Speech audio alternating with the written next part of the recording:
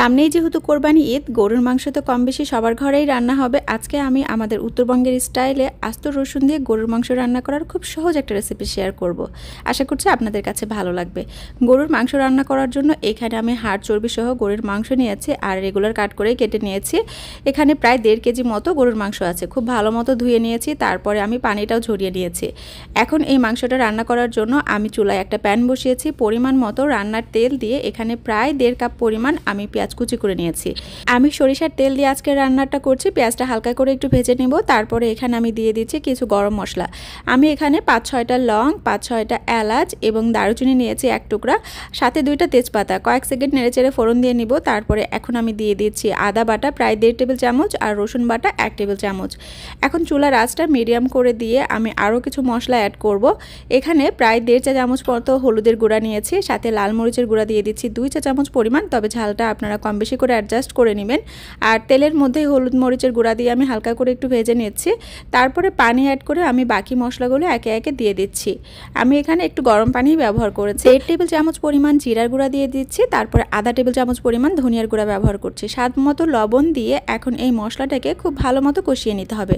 আমি ঢাকনা দিয়ে ঢেকে রাখছি এবং মাঝে মাঝে এভাবে একটু করে নেড়ে দিতে হবে। যখন উপরের দিকে তেলটা ভেসে উঠে আসবে তখন বুঝতে হবে মশলাটা খুব ভালো মতো কষানো হয়েছে। এই পর্যায়ে আমি ধুয়ে রাখা মাংসগুলো দিয়ে দিচ্ছি। আর গরুর মাংস রান্নার ক্ষেত্রে সবসময় চেষ্টা করবেন হাড় চর্বি সহ মাংস দিতে, এতে করে মাংসের টেস্টটা ভালো হয় আর রঙটাও সুন্দর আসে। আমি নেড়েচেড়ে দিচ্ছি, তারপরে ঢাকনা দিয়ে ঢেকে রেখে অপেক্ষা করব। চুলার আঁচটা এই পর্যায়ে একেবারে বাড়িয়ে দিয়েছি। 5 মিনিট পর আমি ঢাকনাটা উঁচা করে আরও একটু নেড়েচেড়ে দিচ্ছি। এই পর্যায়ে দেখতেই পাচ্ছেন অনেকটা পানি বের হয়ে এসেছে। মাংস থেকে যে পানিটা বের হবে তাতেই কিন্তু মাংসটা কষানো হয়ে যাবে। আমি প্রায় 20 মিনিটের মতো মাংসটা কষিয়ে নেব। এই পর্যায়ে আমি অ্যাড করে দিচ্ছি গরম মশলার গুঁড়া 1 চা চামচ পরিমাণ, আর আরও একটু নেড়েচেড়ে দিয়ে ঢাকনা দিয়ে ঢেকে রেখে দিচ্ছি। এইভাবেই কিন্তু মাংসটা কষানো হয়ে যাবে। আর দেখতেই পাচ্ছেন খুব সুন্দর একটা কালারও চলে এসেছে। এভাবে যদি মাংসের পানিতেই মাংসটা কষানো হয় একটু সময় নিয়ে, তাহলে কিন্তু মাংসের টেস্টটা বেড়ে যায় এবং কালারটাও খুব সুন্দর আসে। মাংস কষানো শেষ। আমি এখন আমার পছন্দ মতো পানি দিয়ে দিচ্ছি ঝোলের জন্য। এখানে আমি গরম পানি ব্যবহার করেছি। আর গরুর মাংস রান্নার ক্ষেত্রে অবশ্যই ফুটন্ত গরম পানি ব্যবহার করার চেষ্টা করবেন। আপনারা যদি মাংসের সাথে আলু খেতে চান সেক্ষেত্রে কিন্তু এই পর্যায়ে আলুটা দিয়ে দিতে পারেন। আমি বড় সাইজের আলু কেটে নিয়েছি আর এখানে 2-3টা শুকনো মরিচও দিয়ে দিচ্ছি। আর এই যে দেখতে পাচ্ছেন আস্ত রসুন আমি 2টা ব্যবহার করব। রসুনটা বাইরের খোসাটা আমি পরিষ্কার করে নিয়েছি, তারপরে কিন্তু আমি খুব ভালো মতো ধুয়ে নিয়েছি। রসুনটা কিন্তু এই পর্যায়ে দিতে হবে। এর আগে দিলে কিন্তু রসুনটা গলে যাবে আর মাংস থেকে একটা স্মেলও চলে আসতে পারে। এজন্য রসুনটা চেষ্টা করবেন এই পর্যায়ে দিতে। রসুনটা দেওয়ার পরে এভাবে আরও একটু জাল করে নিতে হবে যতক্ষণ না পর্যন্ত মাংসটা পুরোপুরি রান্না হয়ে আসছে।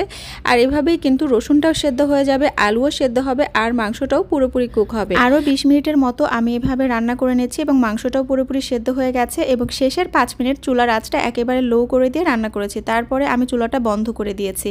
আর দেখতেই পাচ্ছেন কত সুন্দর একটা কালার এসেছে। একটু ঝোলঝোল থাকা অবস্থায় আমি চুলাটা বন্ধ করেছি। এখন গরম গরম এই গরুর মাংস সাদা ভাত, পোলাও, খিচুড়ি, রুটি সবকিছুর সাথেই খেতে ভীষণ মজার। আশা করছি রেসিপি ভালো লেগেছে। সামনে ঈদে একবার হলেও বানিয়ে খাবেন, সবাই খুব পছন্দ করবে।